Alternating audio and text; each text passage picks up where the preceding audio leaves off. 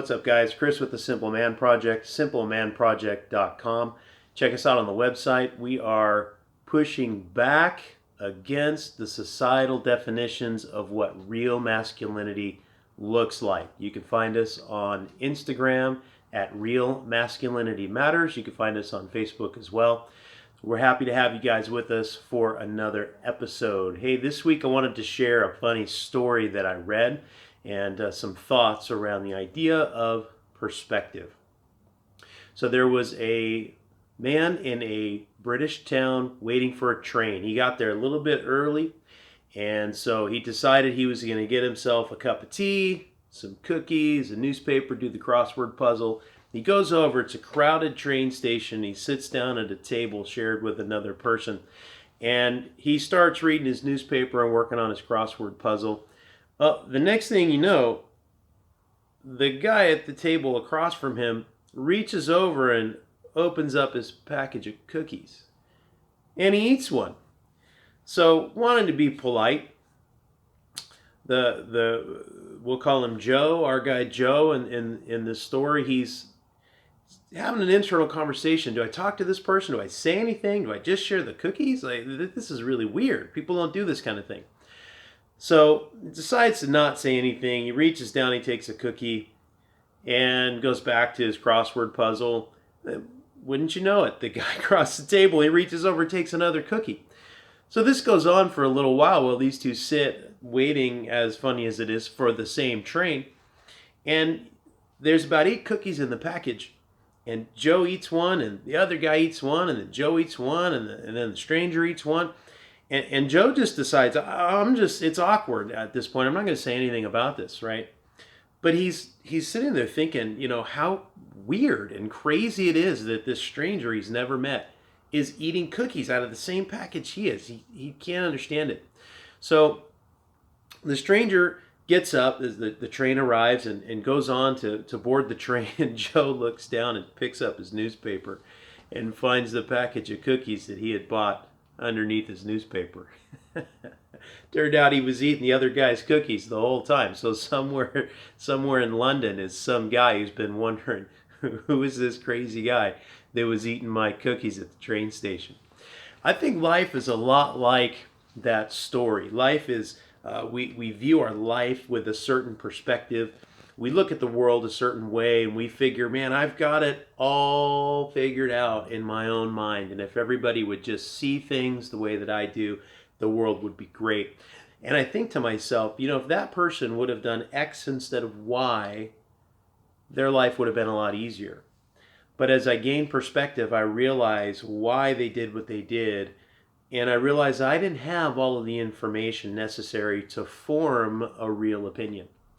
I've also found in my life that as things get difficult, I tend to have a very negative perspective on things. I have a tendency to bend in the negative direction. I'm wondering if you have that same tendency. I have seen that to be more common in the people I've experienced.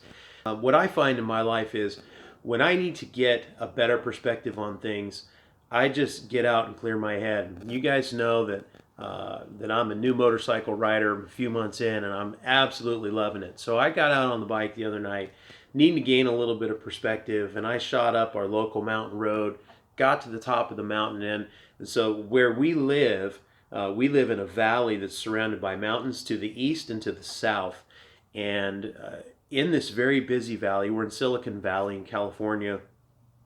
Life is always running. It's a very busy, fast-paced environment. And it was really dramatic for me to get up on top of this mountain and look down at the valley and change my perspective on what day-to-day life looked like.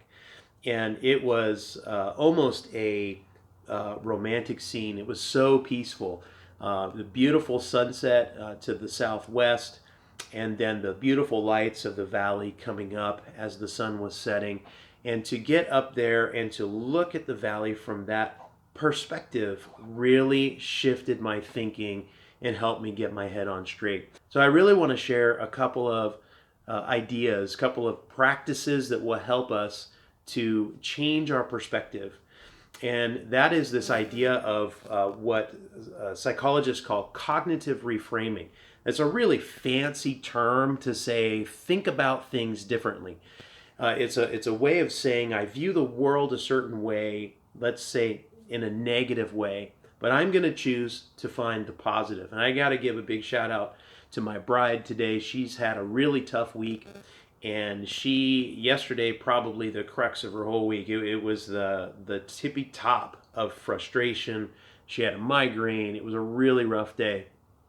She woke up this morning and said to me, I am choosing to make this a good day. No matter what happens, I'm going to view this as a good day. That is the very essence of cognitive reframing. It's simply choosing to see the world a different way. And it is very effective. And here's the beauty of it. That is a choice that we all get to make. We can face all the challenges that one can imagine in any given day. But if we choose to see them as a blessing, as a positive, as we choose to see the day as being a good thing, then we can actually grow and become that positive person that drives so many of us crazy, right? So there's a couple things we can do to practice this cognitive reframing. It actually is really based in the Bible, in the book of Philippians. So the first thing that we need to do is to take our focus off of ourselves. And this part is really important. When we find ourselves with a really negative perspective, it tends to be when things go a little wrong for us and we start to look at the negativity in our own lives. And we bring our focus off of the horizon, off of the bright future ahead of us, and instead focus in on only what's happening today. And it becomes a very negative thought cycle that's really unhealthy. So in the second chapter of the book of Philippians in the New Testament, it says, do nothing out of selfish ambition or vain conceit. Rather, in humility, value others above yourselves. Value others above yourselves, not looking to your own interests, but to the interests of others. So we take our focus off of ourselves and we find ways to bless our community. We find ways to help our families, our friends, to do good things in the workplace. And when we shift our thinking from being focused only on the negative, we start to see wonderful things happening in the world. And we start to see the things that we can do to make our world, our community, a better place. Helps us place our focus where it needs to be, on the positive things of life. Skip forward a couple of chapters in that same book in the New Testament. In chapter 4, there is our second and final principle for this episode. And that is changing our focus to things that are purely positive. So even beyond focusing on the needs of others, becoming a servant for others, we're focusing on the good things. Philippians 4:8 says, whatever is true, whatever is noble, whatever is right, whatever is pure, whatever is lovely, whatever is admirable, if anything is excellent or praiseworthy, think about these things. So we're choosing to reframe the way that we view life by doing two things. We're focusing on other people.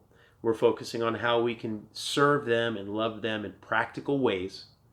And then we are focusing on positives. And I talked in another video several weeks ago about the practice of gratitude. And this is wrapped into the same idea in practicing gratitude.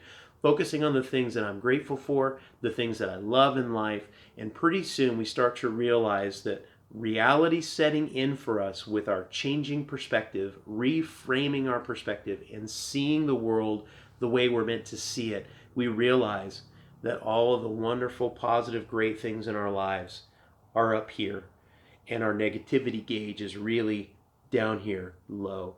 There is so much in our lives to be thankful for. And there are so many positives to focus on.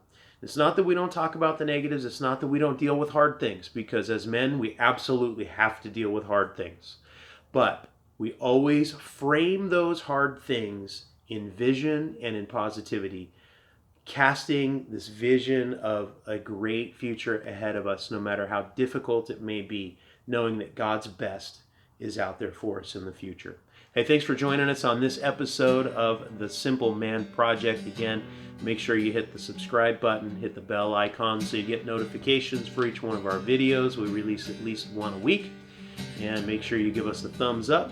And if you enjoyed this, share it with your friends too. We appreciate your support. Have a great week.